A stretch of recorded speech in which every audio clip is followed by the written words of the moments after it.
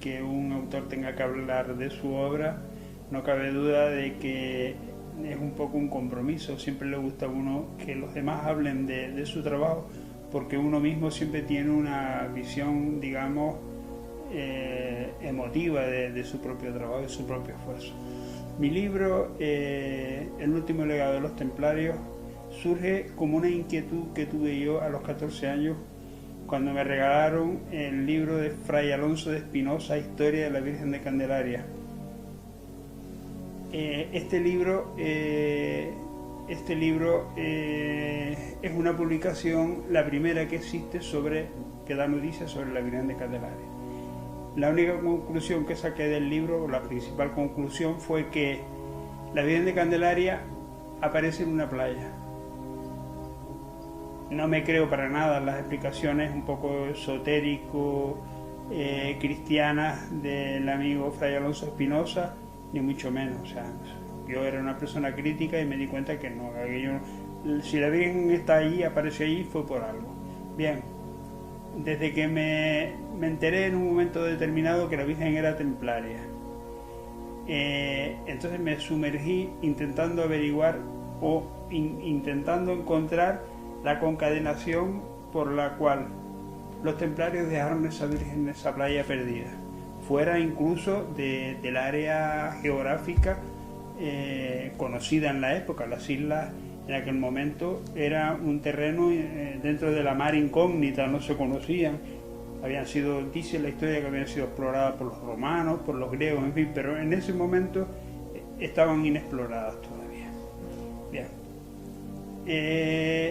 El empezar a estudiar el mundo de los templarios me llevó en primer lugar al momento en que nacen los templarios. Los templarios nacen como consecuencia de la finalización exitosa de la primera cruzada. Lógicamente, tengo que en mi libro que enfocar lo que fue ese movimiento que dio lugar al nacimiento de los templarios. La primera cruzada fue un movimiento sin parangón en la historia de Europa, puesto que todos los ciudadanos, desde Inglaterra hasta Italia y desde Alemania hasta España,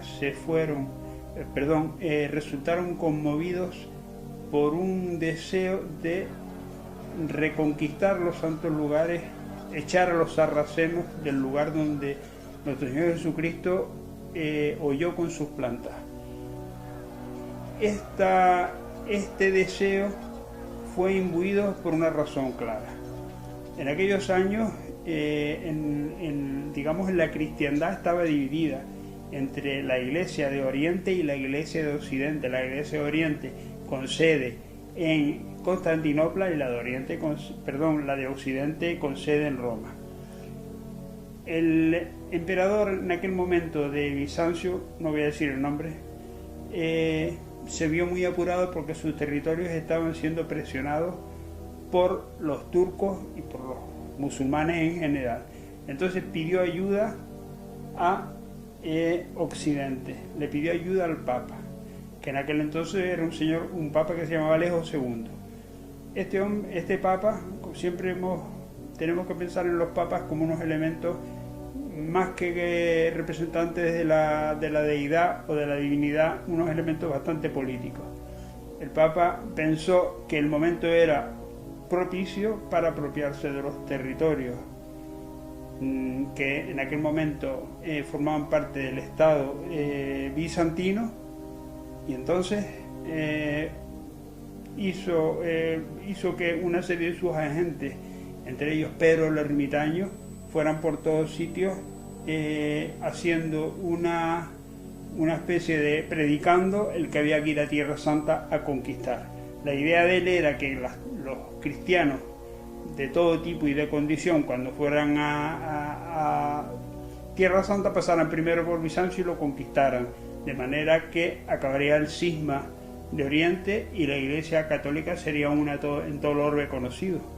El Papa se equivocó, porque evidentemente los cristianos resultaron conmovidos por su mensaje. Dios lo decía, Dios lo quiere, pero para nada conquistaron Bizancio.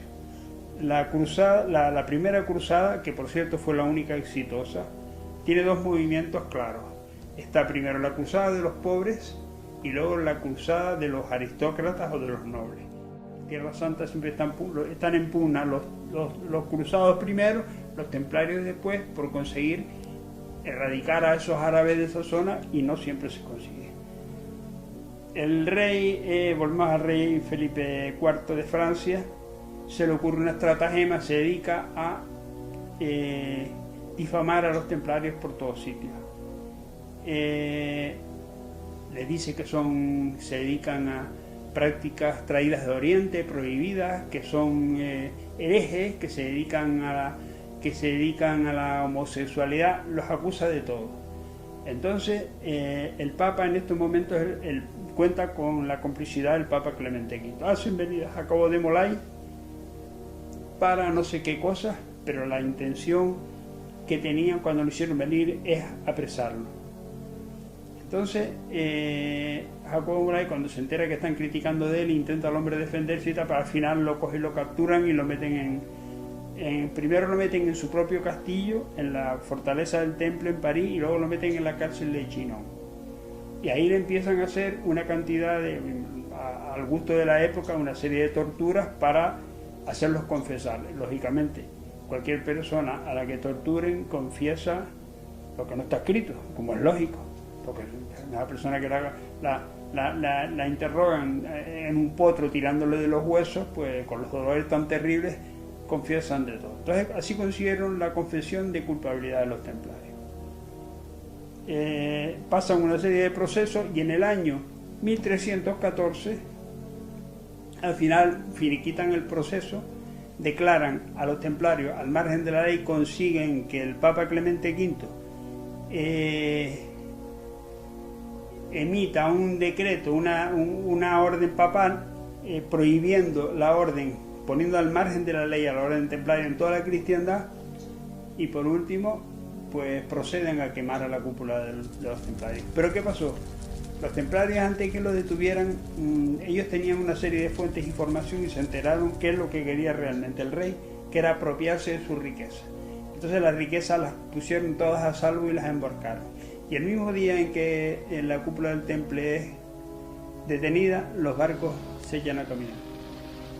Unos parten del puerto de Marsella y otros del puerto de La Rochelle, con la intención de encontrarse en un punto determinado que se estableció en el mar de Llanes, que es la costa de Asturias, para luego seguir camino a Escocia, porque Escocia en ese momento era el único estado de la cristiandad que estaba al margen de la Iglesia Católica, puesto que su rey, que se llamaba Robert de Bruce, había sido excomulgado.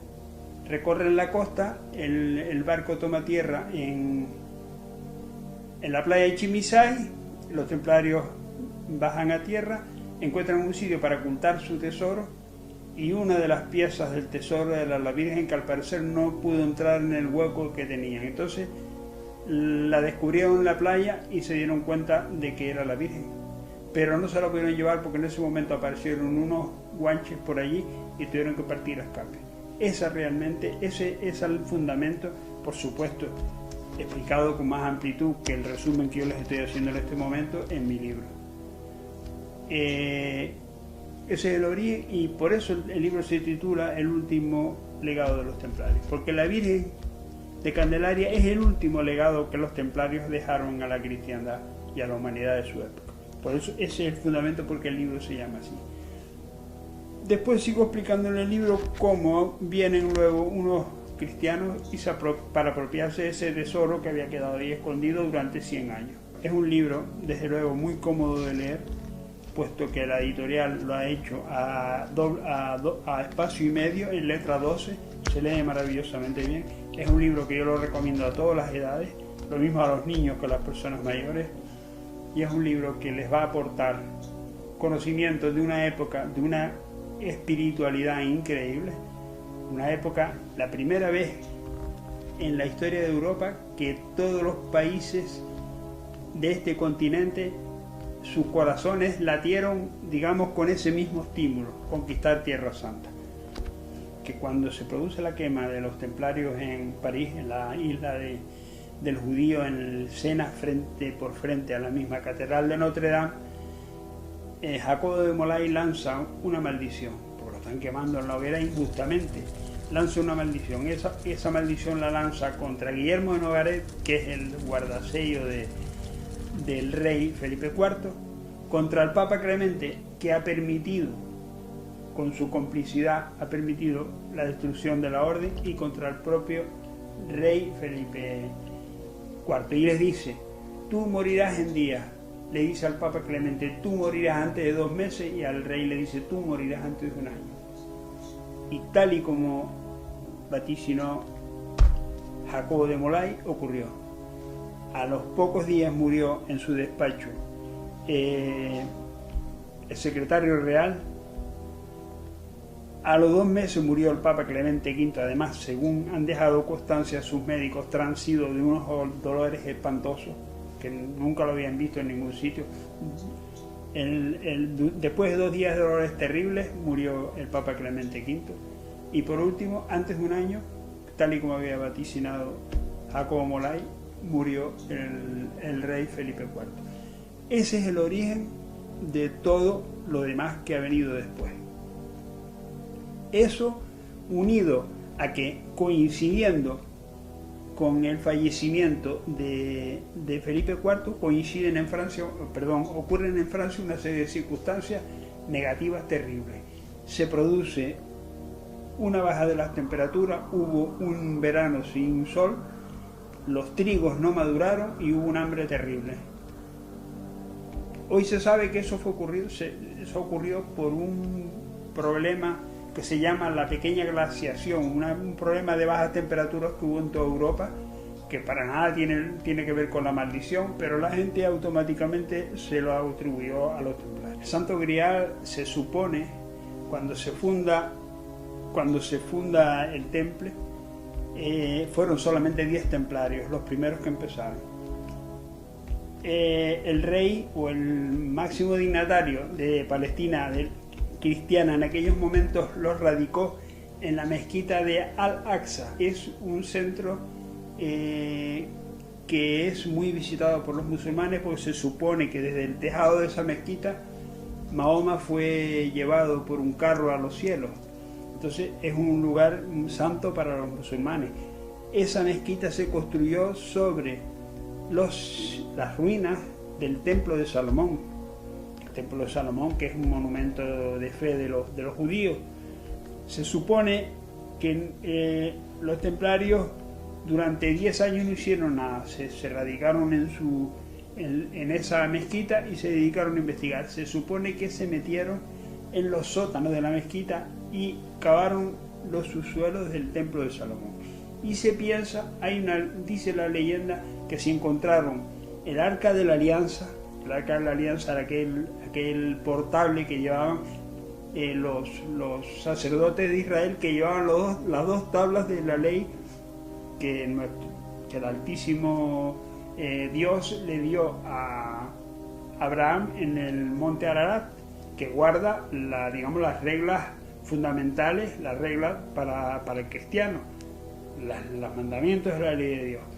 Y también encontraron el Santo Grial. ¿Qué es el Santo Grial? El Santo Grial se supone que es la copa en la que Jesucristo tomó vino y lo consagró en la última cena. Es cuando él coge el pan y lo parte de forma especial y dice: este es mi cuerpo. Cada vez que comáis esto estaréis comiendo el cuerpo de Cristo. Y luego dijo: esta será mi sangre. Y bendijo el vino en esa copa.